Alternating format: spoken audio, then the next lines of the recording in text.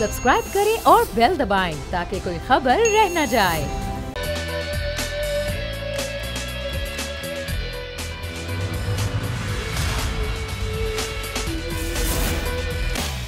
बिस्मिल्लाहिर्रहमानिर्रहीम, अस्सलाम वालेकुम। प्रोग्राम में मैं सुमैया रिजवान आपको खुशामदीद कहती हूँ। नाजरीन, आज हम अपने प्रोग्राम का आगाज़ करेंगे मुल्क की मईशत की सूरत हाल से। तो जो मुल्क के सियासी और मुआशी हालात हैं, अगर हम उसका निचोड़ निकालें तो पाकिस्तान इस वक्त एक बड़े सियासी और मुआशी बहरान की लपेट में है।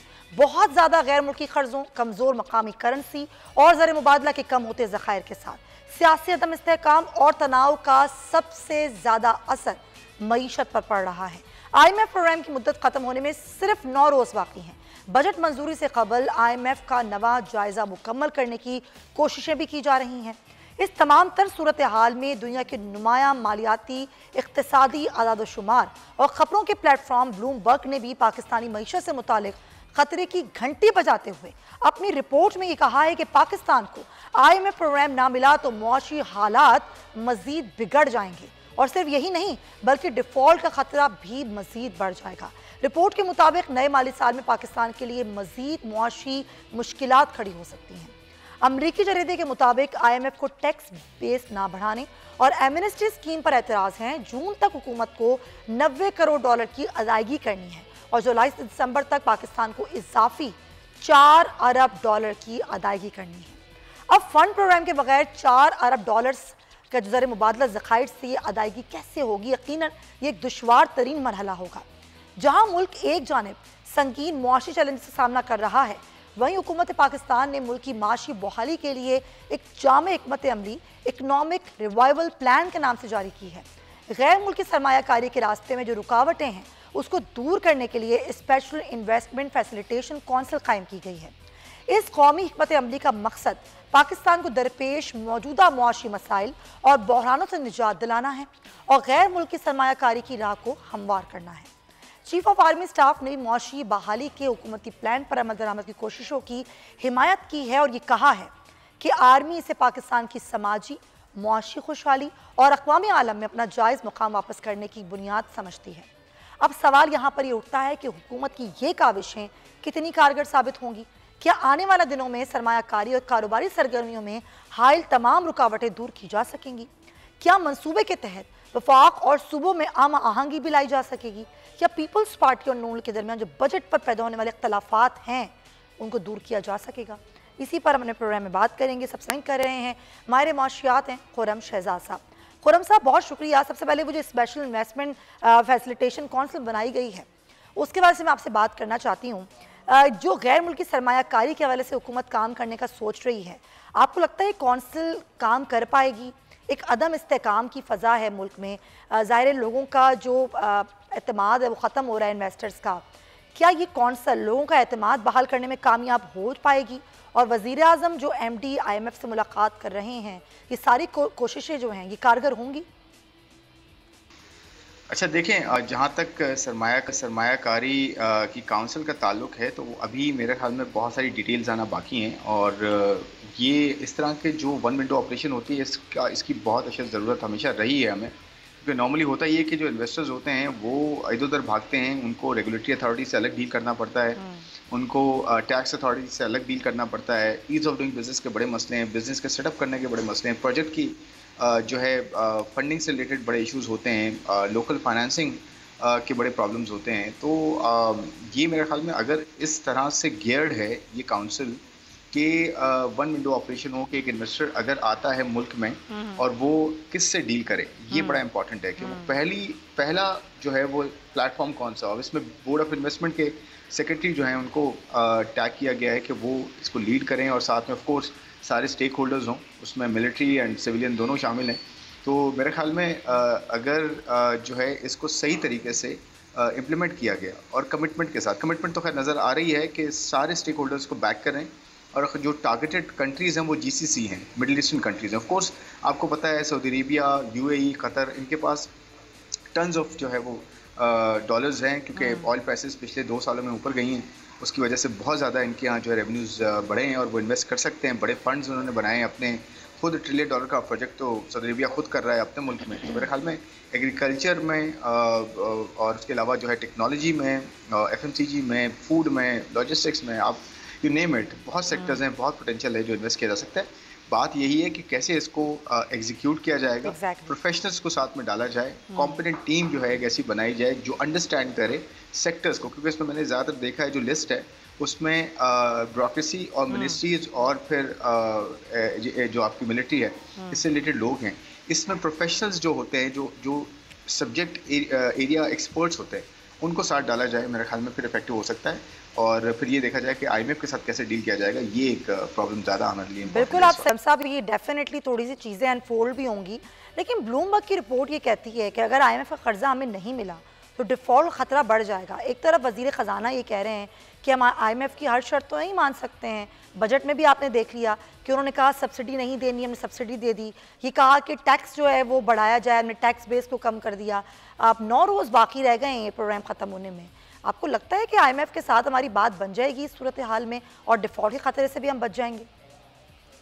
बिल्कुल, बड़ा अच्छा सवाल है कि एक तो बात मैं ये कहूँ कि आईएमएफ के बगैर आप नहीं चल सकते। उसकी वजह ये है कि आपके पास कोई ऑल्टरनेट बड़ा प्लान, जिसे कहते हैं प्लान बी, ये जो इन्वेस्टमेंट की बात हो रही है इसमें थोड़ा सा वक्त लगेगा, इसलिए मैं इसको प्लान बी शायद उस तरह से कंसिडर ना करूँ। एक अच्छी डेवलपमेंट तो है, कमिटमेंट तो है, एक शुरू की गई है, क्योंकि इन्वेस्टमेंट जो है ना वो की है इकोनॉमी की, किसी भी इकोनॉमी के लिए, तो डेफिनेटली इसकी तो बहुत ज़रूरत है और थी भी। लेकिन इसके साथ साथ जो आईएमएफ के साथ डील करना है वो बड़ा इंपॉर्टेंट है। हम ये नहीं कर सकते कि हम आईएमएफ को बिल्कुल खैराबाद कहते हैं, क्योंकि हम इस पोजीशन में नहीं हैं। क्योंकि अब मैं आपको थोड़ा सा नंबर बताता हूँ, अगले 6 महीने में आपको तकरीबन कोई $4.7 बिलियन कर्जों की अदायगियाँ देनी है, बाहर के कर्जे जो आपके हैं, सिर्फ बाहर के, और आपके पास जो रिजर्व्स हैं वो सिर्फ $4 अरब के हैं। तो आपने फिर इम्पोर्ट एक्सपोर्ट भी करनी है, क्योंकि इंडस्ट्री को भी चलाना है साथ साथ, और इम्पोर्ट चलाने के लिए आपको भी डॉलर्स चाहिए। तो अगर आपको रफली कोई $7-8 अरब चाहिए कम से कम अपनी इकोनॉमी चलाने के लिए और कर्जों की अदायगियों के लिए, और आपके पास $4 अरब हैं, तो ये गैप बहुत बड़ा है, इतना आसान नहीं होगा मैनेज करना। और फिर दूसरी बात यह है कि आगे 2 महीने की ये गवर्नमेंट है, फिर इंटरिम गवर्नमेंट आएगी, उसमें फिर वो इतना ज़्यादा कंट्रोल नहीं कर सकती चीज़ों को जैसे कि एक मैंडेटेड गवर्नमेंट करती है। फिर इलेक्शंस होने हैं, फिर आईएमएफ आपका जनवरी और फरवरी में जाके आप बात करें तो 6 महीने बीच में आप कैसे मैनेज करेंगे? क्योंकि इशू ये होगा कि अगर आपने करंट अकाउंट डेफिसिट या इंपोर्ट्स को मजीद रोका ताकि आप कर्जों की अदायगियाँ कर सकें, जैसे मैंने नंबर्स बताया कि कर्जे की अदायगियाँ ज़्यादा हैं, आपके रिजर्व्स कम हैं, तो फिर इम्पैक्ट आएगा, इंपोर्ट्स रोकनी पड़ेंगी, फूड की भी, फ्यूल की भी, एनर्जी की यानी कि, और आपके यहाँ जो मेडिसिन हैं, तो ये सब चीज़ों की ना शॉर्टेज हो सकती है मार्केट में आगे जाते हुए, और फिर महंगाई में मजीद इजाफा हो सकता है और इंटरेस्ट रेट्स में इजाफा हो सकता है। तो ये सिचुएशन बुरी से बुरी होती जाएगी, बहुत चैलेंजिंग होती जाएगी। तो मेरे ख्याल में आईएमएफ के साथ जल्द से जल्द कोई आप डिप्लोमेटिक चैनल्स आप इंगेज करें, कुछ भी करें, आईएमएफ को साथ ऑनबोर्ड करें, और जो उन्होंने कहा है कुछ सही बातें भी हैं उसको इम्प्लीमेंट करें, टैक्सेस सही जगह लगाएं, सब्सिडीज कम करें, और टैक्सेस फॉर्मल सेक्टर पे कम करें, और जहाँ नहीं है टैक्सेस वहाँ लगाएं, ताकि आपके यहाँ एक बैलेंस सही हो। क्योंकि आईएमएफ को आपको इन एनी केस जो है वो, सर आपने खुद कहा कि डिप्लोमेटिक चैनल्स यूज़ करें, कोई तरीका करें कि भाई हो जाए ये डील, और डेफिनेटली ज़रूरी भी है हमारे लिए। दोस्त ममालिक की मदद भी हम मांग रहे हैं, हम उनसे भी कह रहे हैं, चीन ने हमारी मदद भी की, वज़ीर आज़म भी खुद कह रहे हैं कि हम चीन से ही बात करेंगे, दीगर ममालिक से ही बात करेंगे। फिर वज़ीर आज़म की जो एमडी आईएमएफ से मुलाकात है, आपको लग रहा है कि उसका नतीजा कुछ निकलेगा? क्योंकि जिस तरह मैंने पहले भी आपको यही बात आपसे पूछने की कोशिश की कि 30 जून को हमारा ये प्रोग्राम ख़त्म हो जाएगा, क्या उससे पहले हम कामयाब हो सकते हैं आईएमएफ से किस्त लेने में? देखिए, मुझे लगता नहीं है, फ्रैंकली स्पीकिंग, प्रैक्टिकली स्पीकिंग मुझे लगता नहीं है, क्योंकि आप देखें आज हम 21 तारीख हो गई, अब बात कर रहे हैं, 9 दिन बाकी हैं, और 9 दिन में आईएमएफ का बोर्ड तो ऑलरेडी अनाउंस हो चुका है कि कब उनकी बोर्ड मीटिंग है, उसमें हमें एजेंडा में ऑलरेडी नहीं है। तो ये तो बहुत ही एक इमरजेंट सिचुएशन होगी कि आप दिन रात लगाएं और फ़ौरन से आईएमएफ को इस तरह एंगेज करें, और आईएमएफ फिर स्टाफ लेवल जो है वो पहले स्टाफ लेवल एग्रीमेंट हो, उसके बाद वो फिर नोट लिखते हैं बोर्ड को, बोर्ड उसको देखता है, कंसिडर करता है, फिर हो। तो ये 30 जून मुझे नहीं लगता, ये मेरे ख्याल में प्रोग्राम ही एंड हो जाएगा, और ये फिर हमारे लिए मुश्किलात ज़्यादा हो जाएंगी। या तो हम कोई नया प्रोग्राम करें या इसको एक्सटेंड करें, या फिर ये जो 9 दिन है इसमें कोई, मुझे तो 0.1% पॉसिबिलिटी लगती है, 99.9% नहीं लगती मुझे। तो अब यही है कि हमें जो है एटलीस्ट एक रिव्यू हम हो जाता तो इम्पोर्टेंट है। लेकिन मैं एक बात यहाँ कहना चाहूँगा कि आईएमएफ का ये रिव्यू हो भी जाए, 3 रिव्यूज़ बाकी है, $2.6 बिलियन हमने लेने हैं टोटल, और इस 9th रिव्यू को $1.2 बिलियन थे। इंपॉर्टेंट है ये बहुत ज़्यादा कि आईएमएफ ऑन बोर्ड आए, ताकि हमारी जो इन्वेस्टर मार्केट्स हैं और क्रेडिट की मार्केट्स हैं, यानी कि बाहर जाके आप कर्जे जो लेते हैं अब आपको नहीं मिल रहे। आप देखें एलएनजी के जो आपने टेंडर किया था कल, वो परसों जो पिछले कुछ दिनों में किया था, उस पे टेंडर पे आपके यहाँ पार्टीज आपको एलएनजी बेचने के लिए नहीं आई है, क्योंकि उनको ये अंदाजा हो रहा है कि आगे जाते हुए बैंक इनके पेमेंट कैसे करेंगे। सही बात तो है। देखें अभी से ये प्रॉब्लम्स होना शुरू हो गए हैं, तो ये हमें फौरन से वॉर फुटिंग पे इसको देखना पड़ेगा कि आईएमएफ के साथ कैसे डील बनाई जाए। अगर वो कोई चीज़ें कह रहे हैं तो वॉर फुटिंग पे बजट में उसमें चेंजेस लेकर आए हम, और वो करें तो उसमें 2-3 चीज़ें ही वो कह रहे हैं, एमनेस्टी ना दें, सब्सिडी कम करें, टैक्सेस सही जगह लगाएं, और आप जो है वो फॉरेक्स मार्केट को जो है काम करने दें। तो मेरे ख्याल में काफ़ी हद तक बातें उनकी सही हैं, तो ये हम अगर फॉरन कर लें तो मेरे ख्याल में फिर आईएमएफ इमरजेंसी बेसिस पे, अर्जेंट बेसिस पे कंसिडर कर सकता है, ये पॉसिबिलिटीज़ है। लेकिन अगर हम नहीं चाहेंगे, हम अगर उसको प्लान बी कह रहे हैं और इसको प्लान ए कह रहे हैं, तो फिर डेफिनेटली हम शायद यही सोचें कि आईएमएफ प्रोग्राम। फिर इसका मतलब तो यही है ना कि ज़ाहिर पॉइंट 1 आपको भी उम्मीद है और ऐसी उम्मीद सबको ही है। अब हमें कर्ज नहीं मिलता, फिर हमारे पास ऑप्शंस क्या हैं? मईशत की बदहाली है, बेरोज़गारी इतनी बढ़ गई है, नौजवान इस मुल्क का मायूस होकर जो कि 60% आबादी मुश्तमिल है, वो मुल्क छोड़ के जा रहा है। हर तरफ एक नाउम्मीदी है, एक बदहाली है। ये कैसे सब कुछ ठीक होगा? कितना अर्सा लगेगा? आप क्या कहते हैं इस पर? देखें, अपने कर्जे जो है ना वो हमें कम करने पड़ेंगे, रीस्ट्रक्चरिंग की तरफ जाना पड़ेगा। आईएमएफ ऑन बोर्ड आ भी गया, जो मैंने लास्ट बात की, फिर भी हम वो इनफ नहीं है, क्योंकि हमने अपना घर ठीक करना है।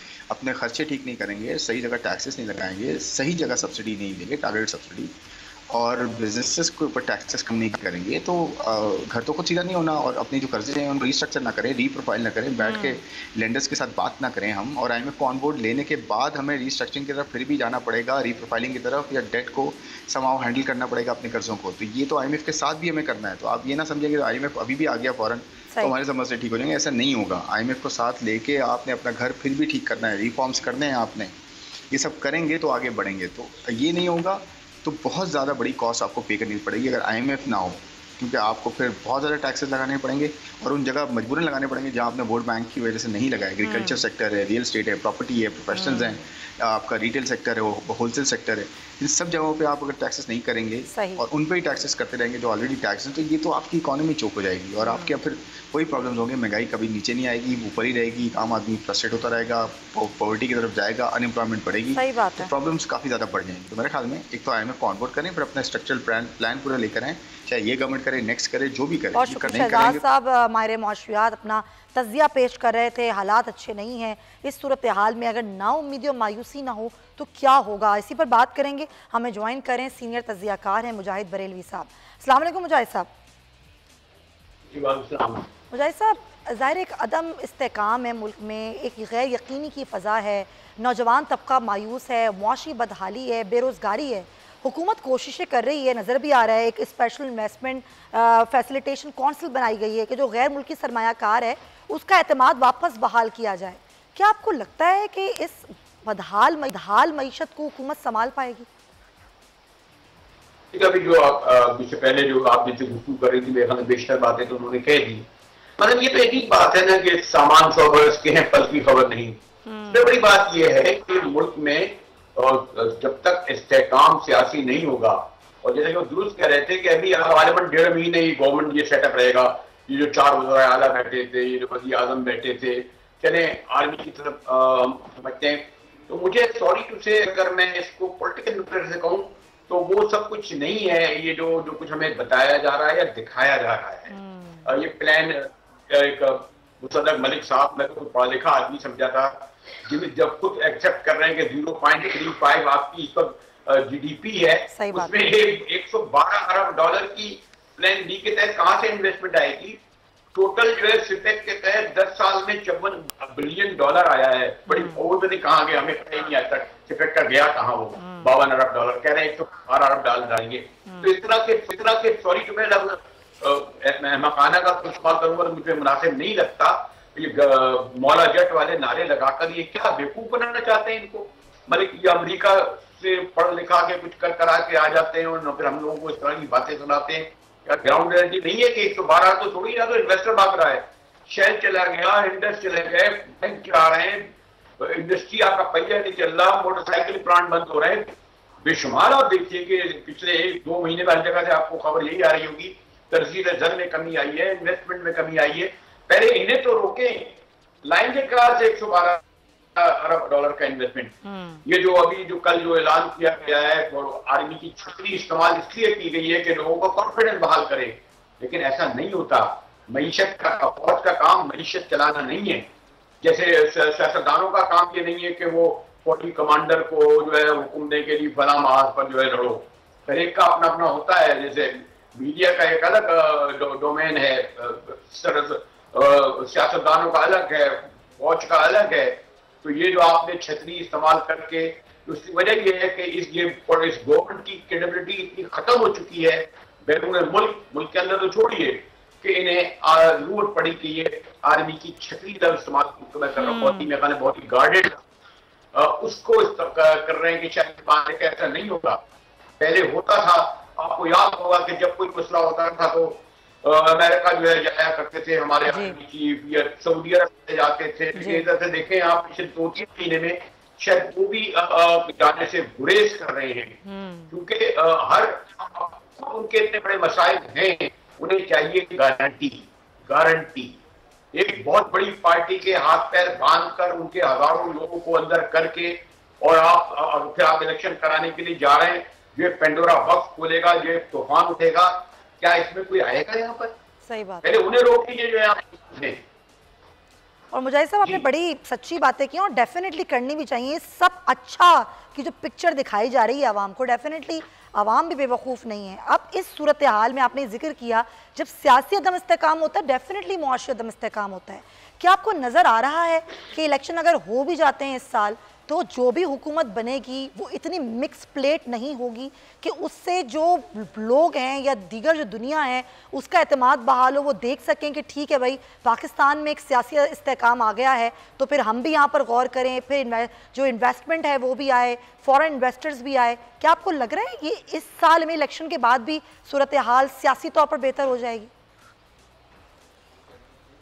एक तो सॉरी दूसरे मैं पॉलिटिकल इकोनॉमी के हवाले से बात कर रहे हैं, इलेक्शन तो होते कतई नजर नहीं आते। ये नहीं मालूम कि जो कल का जो सेटअप बना है उसमें इसका कंधा इस्तेमाल कर रहा है, और ये इस बात की पैगाम दे रहा है कि मौजूदा जो भी लोग बैठे हुए हैं दोनों को आप मिला लें। फिर मैं मुताला इस्तेमाल करूंगा, कोई इकोनॉमिक इमरजेंसी लगा के, क्योंकि 1.5 महीने बाद तो अगर केयर टेकर आएंगे उन्हें 3 महीने में इलेक्शन कराएंगे।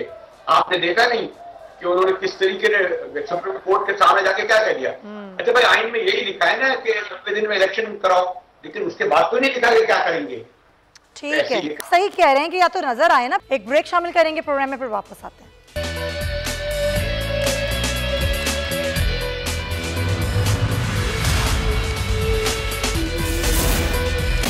वेलकम बैक नाज़रीन, और यहाँ पर मैं आपको खबर जो दूंगी और जिस पर हम बात करेंगे वो ये है कि मियां नवाज शरीफ की वापसी के हवाले से जो इक़दामात हैं हुकूमत ने वो तेज़ कर दिए हैं।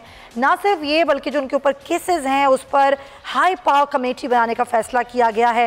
जितनी रुकावटें हैं उनकी वापसी की राह में उसको दूर करने का फ़ैसला किया गया है। इस हाई पावर कमेटी में जो उनके वकला हैं और दीगर लोग जो हैं वो शरीक होंगे। अहम जो वकला की टीम है उसमें वज़ीर क़ानून हैं जो ना सिर्फ जायज़ा लेंगे बल्कि मियां नवाज शरीफ के जो केसेस लड़ने वाले वकला हैं वो भी इसमें शामिल होंगे, क्योंकि हुकूमत ये चाहती है कि जितनी भी कानूनी रुकावटें हैं वो उनकी वापसी में दूर हो जाएं। कई बार ये कहा जा चुका है हुकूमत की तरफ से कि इलेक्शन से पहले मियां नवाज शरीफ वापस मुल्क आ जाएंगे और वो हिस्सा भी लेंगे इलेक्शन कैंपेन में। इसी बात कानून शुएब शाहीन साहब हमारे साथ हैं।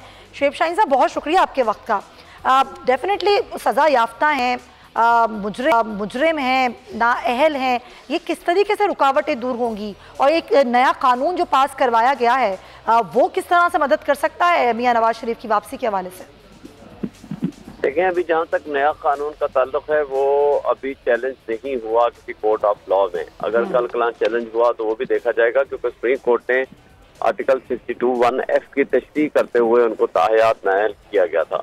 अब आइन में तरमीम के बगैर सादा कानून साजी से ये बिल पास करा लेना और कानून बन जाना, मेरा नहीं ख्याल ये एक आइनी तौर पर ये ठीक दुरुस्त इक़दाम होगा। ये आर्टिकल 8 की खिलाफवर्जी होगी। मेरा नहीं ख्याल कि इसकी वजह से उनको कोई बेनिफिट मिल सकता है, लेकिन बाज़ाहिर अभी तक कानून वो मौजूद है। जो ही यानी वो एक्ट ऑन हो जाएगा तो उसका एक बेनिफिट उसको ताहयात नई जो है वो 5 साल के लिए हो जाएगी। दूसरा जो कानून है वो दूसरा जो इशू है उनका, बल्कि मैं कवानीन के बारे में, तो वो दोनों कवानीन जो review of judgment and order जो है वो भी चैलेंज हो गया, उसमें भी फैसला आना बाकी है। दूसरा जो प्रैक्टिस एंड प्रोसीजर बिल था वो जो कि एक्ट बन चुका है उसके ऊपर भी फैसला आना बाकी है। उनका तो अभी तक जब तक फैसला नहीं आएगा उसका उनको बेनिफिट नहीं मिल सकता। अब तीसरा जो असल मसला है वो है उनकी कन्विक्शन। वो इस वक्त मुजरिम भी हैं, वो भगोड़े भी हैं, एब्सकॉन्डर भी हैं, लेकिन बदकिस्मती से अभी तक वो अपने आप को वहां से क्लियर नहीं करा पाए, जो कि बड़ा मुश्किल काम है। अभी पता कोई नहीं आगे क्या होता है, क्योंकि उसकी वजह यह है कि जिस अल अजीजिया वाले केस में या एवन फिर अपार्टमेंट वाला जो केस है जिसकी वो रसीदें नहीं दे सके, आज भी वो उसी में रिहाइश पजीर हैं जी। आज भी वो उसके जो बेटों के और उनकी बेटी का वो जो था वो मौजूद है उनकी स्टेटमेंट्स के, जहाँ जी ये हमारे हैं। लेकिन अब उसके बारे में जो सुप्रीम कोर्ट फैसला करेगी, क्योंकि पब्लिक ऑफिस होल्डर को जो है वो ये खुद साबित करना है कि जनाब ये जो प्रॉपर्टी है वो कहाँ से आई है और उसके बदले में कहाँ से उसने वो रिसीव की है। लेकिन इन्होंने कानून बदल के नैब लॉ को तरमीम करके उसका भी ये बेनिफिट उठाने की कोशिश करेंगे, क्योंकि जब से ये असम्बली आई है इन्होंने किसी अवामी बहबूद के लिए तो बिल्कुल काम नहीं किया। पर्सन स्पेसिफिक कानून साजी हमने देखी है। डेफिनेटली आप सही कह रहे हैं, देखते इस तरीके से काम करते हैं इस पर। बहुत शुक्रिया आपका शुएब शाहीन साहब हमारे साथ मौजूद थे। अब ज़रा कोर्ट की खबर की जाने बढ़ेंगे तो आज की जो कोर्ट की खबर है वो ये है कि अब काजी फाइज ईसा जो हैं वो नए chief justice of supreme court होंगे और ये मुल्क के 29वें चीफ जस्टिस होंगे। और अब सदर मुमलिकत आरिफ अलवी ने इस बात की तस्दीक भी कर दी है, उनकी तैनाती की मंजूरी भी दे दी है। इसी खबर से मुतालिक हमारे साथ कोर्ट की खबरें मौजूद हैं हमारे नुमाइंदे जुल्करनैन इकबाल। जी जुल्करनैन, ये नोटिफिकेशन भी जारी कर दिया गया है बाकायदा तौर पर और काजी फाइज ईसा नए चीफ जस्टिस होंगे और ये कब अपने ओहदे का हल्फ उठाएंगे? देखिए 17 सितंबर को हलफ उठाएंगे जस्टिस काजी फाइज ईसा बतौर चीफ जस्टिस ऑफ पाकिस्तान, क्योंकि 16 सितंबर को रात 12 बजे चीफ जस्टिस जो मौजूदा हैं उमर अता बंदयाल, उनकी जो रिटायरमेंट की एज है वो पूरी हो जाएगी और 17 से फिर जस्टिस फाइज ईसा ओहदे का हलफ उठाकर वो चीफ जस्टिस ऑफ पाकिस्तान के तौर पर अपनी जिम्मेदारियां निभाना शुरू करेंगे। जो नोटिफिकेशन जारी हुआ है, अमूमन जो चीफ जस्टिस ऑफ पाकिस्तान का नोटिफिकेशन है वो पहले से वैसे सबको पता होता है कि जो सीनियर मोस्ट होगा सुप्रीम कोर्ट में वो चीफ जस्टिस बनता है, तो ये तो ऑलरेडी सबको पता था कि जस्टिस ना है। लेकिन आमतौर पर तरीकाकार ये होता है कि 1 महीना पहले नोटिफिकेशन जारी कर दिया जाता है या उससे को 10-15 दिन ऊपर हो जाते हैं जिसमें नोटिफिकेशन होता है और लॉ मिनिस्ट्री प्रोसेस करके कर देती है। लेकिन इस बार जरूरत से ज्यादा पहले कर दिया गया, तकरीबन 3 माह कम वेश बनते हैं पहले जो नोटिफिकेशन जारी किया गया है। इसकी जो बाज़ाहिर वजह यही नजर आ रही है कि एक तो ये कि गर्मियों की छुट्टियां स्टार्ट हो चुकी हैं अदालतों में और उसके बाद ये जब खत्म होंगी 12 सितंबर को, उसके बाद सिर्फ 3-4 दिन का स्पैन होगा चीफ जस्टिस जो मौजूदा उनके पास। तो ये एक तरह से ये दूसरा ये प्रेशर टैक्टिक्स के तौर पे भी इसका यूज किया जा सकता है हुकूमत की और ये मौजूदा चीफ जस्टिस जो हैं उनके कुछ ज्यादा अच्छे ताल्लुकात नहीं है आपस में। इस वजह से जो बाज वकला हैं सीनियर कानूनदान, उनका ये भी कहना है कि इसकी एक वजह ये भी हो सकती है उनको ये रिमाइंड करवाना आ गया है इसलिए क्योंकि कई अहम फैसले हैं, कई अहम मुकदमात हैं जो इस वक्त ज़ेर इल्तवा हैं, कुछ फैसले हैं जो महफूज किए गए हैं। उस हवाले से ये एक प्रेशर टैक्टिक के तौर पर या एक मीडिया प्ले के तौर पर इसको इस्तेमाल करने के लिए गवर्नमेंट ने ये 3 महीने पहले कम से कम ये नोटिफिकेशन जो है वो जारी किया गया। ये इसकी वजूहात जो बाज़ाहिर हैं वो समझ में आ रही हैं। ठीक है जुल्करनैन इकबाल, बहुत शुक्रिया, सूरत-ए-हाल से हमें आगाह कर रहे थे। अब 17 सितंबर को हल्फ उठाया जाएगा 29वें मुल्क के चीफ जस्टिस के तौर पर जस्टिस काजी फाइज ईसा नए चीफ जस्टिस होंगे। आगे बढ़ते हैं, कुछ मौसम की बात करते तो हीट वेव की पेशगोई की गई है और ये कहा गया है कि अगले 3 दिन शदीद गर्मी पड़ेगी। कुछ प्रिकॉशंस भी जो हैं वो कही जा रही हैं लोगों से कि वो एहतियात करें और हीट वेव से बचने के लिए घरों से निकलें तो सर को भी ढांप लें। लेकिन ये हीट वेव कब से कब तक होगी, क्या मज़ीद इसमें एहतियात की जा सकती है, इसी पर बात करने के लिए मेरे साथ टेलीफोन लाइन पर मौजूद हैं सरदार साहब, चीफ मेट्रोलॉजिस्ट हैं। सरदार सरफराज साहब, कौन कौन से दिन बताए जा रहे हैं एक गर्मी बढ़ेगी और हीट वेव का खतरा मौजूद है? जी बहुत शुक्रिया जी। देखिए कल से गर्मी गुज़श्ता कल से यानी 20 जून से शुरू हुई है कुछ इलाकों में, पंजाब के मैदानी इलाकों में, इसी तरह से बलूचिस्तान के वो इलाका जो चागी डिस्ट्रिक्ट खासकर जो ईरान के साथ लगता है उन एरियाज में शदीद गर्मी पड़ रही है। तो ये अगले 3 से 4 दिन तक है मजीद। पंजाब भर के मैदानी इलाकों में, सिंध में भी, जो अपर सिंध के डिस्ट्रिक्ट हैं, दादू, लाड़काना, जैकोबाद और नवाबशाह वगैरह, और इसी तरह से बलूचिस्तान का सिब्बी जो नॉर्थ ईस्ट बलूचिस्तान में पड़ता है, और उस तरफ वेस्ट की तरफ फिर जो चागी डिस्ट्रिक्ट है वहाँ पर, तो इस गर्मी के असरात अगले 3-4 दिन तक रहेंगे, यानी 24 या 25 जून तक। अच्छा, इसी तरह से शदीद गर्मी पड़ेगी। और कराची में भी यही गर्मी की सूरत हाल रहेगी? कराची में तो देखिए टेम्परेचर इतना ज्यादा नहीं है, आज भी 34 समथिंग गया है, तो कराची में उतनी मतलब हीट वेव के असरात कराची में नहीं है। कराची के पूरे लोअर सिंध पर नहीं है, हैदराबाद से नीचे नीचे जो डिस्ट्रिक्ट हैं, कराची हो गया, ठट्ठा, वदीन और हैदराबाद वगैरह, इधर नहीं है, इस वजह से कि यहाँ पर सीवरेज अच्छी उसमें चल रही है। आपने देखा कि बादल अच्छे खासी तक लोग आए हुए हैं, तो उसकी वजह से। तो बस ये आखिर में बता दें सरदार सरफराज साहब, कोई बारिश का इम्कान है कराची में ईद के मौके पर? नहीं, कोई खास इम्कान नहीं है फिलहाल तक। तो कंडीशंस यही है कि लाइट रेन या ड्रिजल वगैरह जो शाम में चांसेस होते हैं, रात में बस वही होगी, बाकी मौसम नॉर्मल रहेगा। बहुत शुक्रिया, चीफ मेट्रोलॉजी फराज साहब बात कर रहे थे। देखते हैं कि अब क्या सूरत हाल रहती है। कराची में तो खासा बेहतर है मौसम, लेकिन बाकी मुल्क में गर्म होगा मौसम। आज ज़रा हम बात कर लेते हैं बेनज़ीर भुट्टो शहीद की, प्रोग्राम के इस हिस्से में जिनकी आज सालगिरह है, और दुख्तर मशरिक़ बेनज़ीर भुट्टो शहीद, जिसकी नज़ीर कोई नहीं। दुनिया इस्लाम की पहली खातून वज़ीर आज़म, साबिक़ वज़ीर आज़म जुल्फ़िकार अली भुट्टो की पिंकी से पाकिस्तान की पहली खातून वज़ीर आज़म तक का सफ़र आजमाइशों से भरपूर साबित हुआ।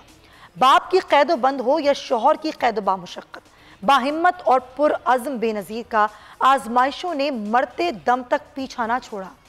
2 बार तवील जिलावतनी का काटी भी, लेकिन अज़्म मुतज़लज़ल ना हुआ। जिलावतनी से लौटी तो इंतख़ाबात में फतोहात से इक़्तिदार संभाला।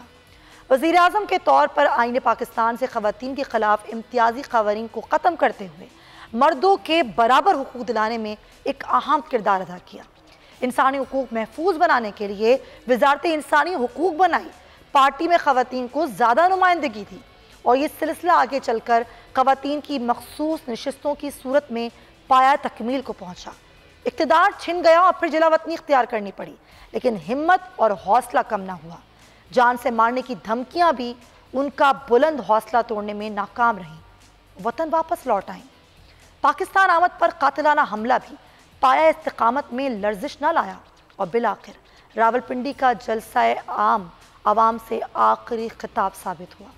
तारीख में ऐसे बाकिरदार और बाहिम्मत लोग नाज़रीन कम ही नजर आते हैं, और ऐसे ही बेनज़ीर लोगों के लिए कहा गया है कि ढूंढोगे अगर मुल्कों मिलने के नहीं, नायाब हैं हम, बेनज़ीर हैं हम। वो वाकई अपने नाम की तरह बेनज़ीर थीं, और वाकई उनकी नज़ीर कहीं नहीं। बाहिम्मत और ऐसी बहादुर खातून वाकई हमने नहीं देखी। और बेनज़ीर भुट्टो की आज सालगिरह के मौके पर हम उनको याद करते हुए बस इतना ही कह पाएंगे कि बेनज़ीर जैसी कोई नहीं। इसके साथ ही नाज़रीन, प्रोग्राम का वक्त ख़त्म होता है। अपना बहुत ख्याल रखिएगा। अल्लाह हाफ़िज़।